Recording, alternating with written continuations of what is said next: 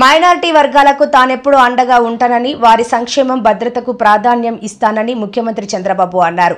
రాష్ట్రంలో 5 ఏళ్లు జరిగిన చెడును ఆలోచించి మళ్లీ అది జరగకుండా ముందుకు వెళ్లాల్సిన బాధ్యత ప్రతి ఒక్కరిపై ఉందన్నారు.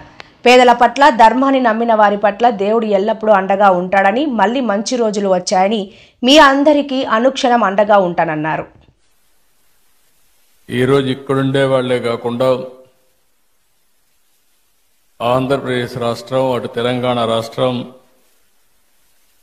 భారతదేశం, ప్రపంచంలో ఉండే క్రిస్టియన్ సోదరి సోదరులందరికీ హ్యాపీ క్రిస్మస్.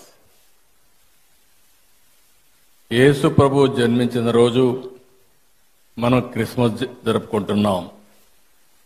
లోక రక్షకుడైన ప్రభు కరుణా కటాక్షాలు ఉండాలని ఆకాంక్షిస్తూ పెద్ద ఎత్తున ఈ కార్యక్రమాన్ని మనం నిర్వహించుకుంటున్నాం. ప్రేమ, కరుణ, సేవకు ప్రతీక క్రిస్టియానిటీ.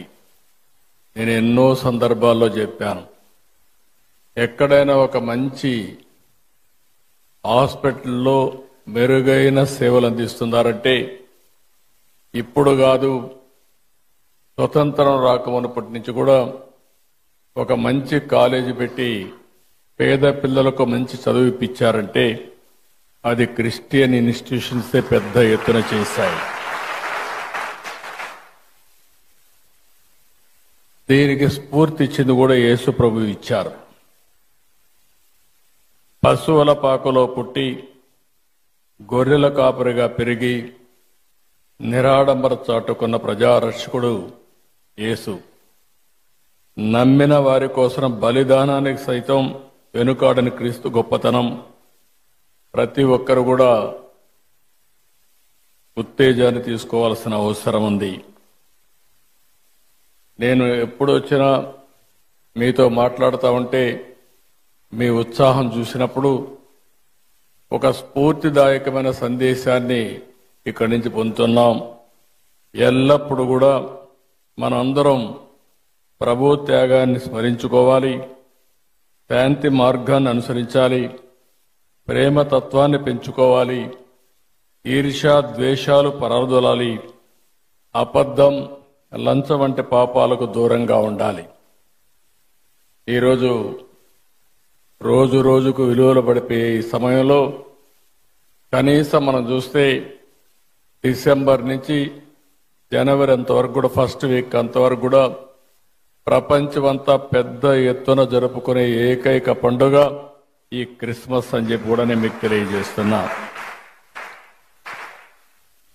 అందుకనే నేను కూడా మీరు ఒకసారి చూస్తే ఇప్పుడే కాదు, మొట్టమొదటిసారిగా నేను సమైక్య ఆంధ్రప్రదేశ్లో ముఖ్యమంత్రిగా ఉన్నప్పుడు గవర్నమెంట్ తరపున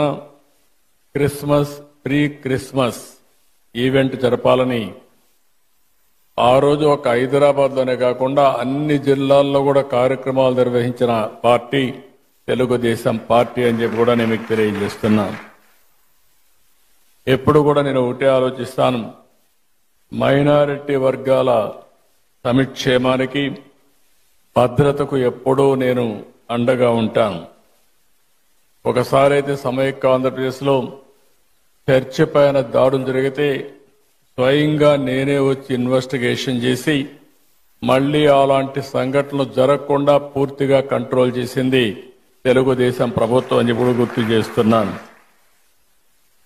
ఇంకొక పక్క విభజన తర్వాత కూడా మీరు ఒకసారి చూస్తే ఏదైతే క్రిస్టియన్స్ కోసం సంక్షేమం కోసం ఎక్కువ ప్రాధాన్యత ఇచ్చాం, చర్చల నిర్మాణానికి ఆర్థిక సహాయం చేశాం.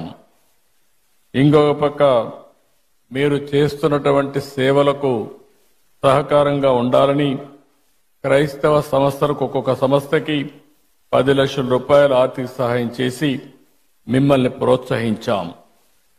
గుంటూరులో మీరు చూస్తే క్రిస్టియన్ భవనం కోసం 2 ఎకరాల భూమిని కేటాయించడమే కాకుండా ఆ రోజు 10 కోట్ల రూపాయలు ఖర్చు పెడితే కంప్లీట్ కాని బిల్డింగ్ ని కంప్లీట్ చేయాలని 5 సంవత్సరాలు ఆలోచించలేదు.